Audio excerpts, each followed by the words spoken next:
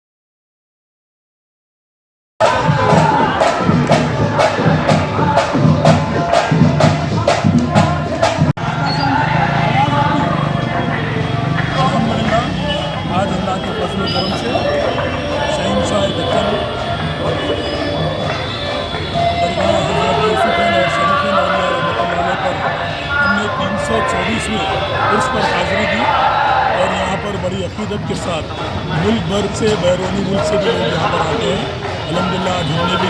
درگاہ میں آ کر غلاف مبارک کو پیش کیا اور چادر گل پیش کی اور اللہ رب العزت سے دعا کی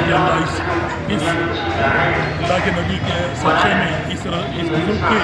سائے میں اللہ تعالیٰ ملک سے تمام بیماریوں کا خاتمہ کر دے اور جملہ بیماروں کو اللہ صحت دے اور ملک کو ترقی دے۔ ہم نے یہاں پر ہماری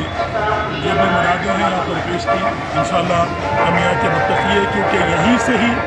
اللہ نے جو بھی لوگ یہاں پر حاضر ہوتے ہیں اللہ ان کی مرادوں کو پوری کرتا ہے۔ ہمارا یہ عقیدہ ہے، انشاءاللہ ہم آگے بھی آتے رہیں گے کیونکہ ہم نے تلنگانہ تحریک کو بھی یہاں سے ہی آغاز کیا تھا، اللہ نے آج علیحدہ ریاست قائم کر دی۔ انشاءاللہ یہ بزرگ کی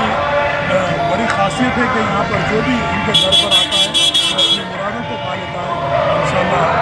ہماری بھی مرادیں بھی ہم نے بھی رکھی ہے، اللہ نے اس کے حبیب کے صدقے میں اس بزرگ کے سائے میں پوری کی ہے۔ انشاءاللہ آئندہ بھی آتے رہیں گے اور سب کو پورے حیدرآباد کو، نہ صرف حیدرآباد بلکہ ملک کی تمام عقیدت مندوں کو میں 324ویں عرس شریف کی مبارکباد پیش کرتا ہوں۔ آستاں ہے یہ کس شاہ ذی شان کا، مرحبا مرحبا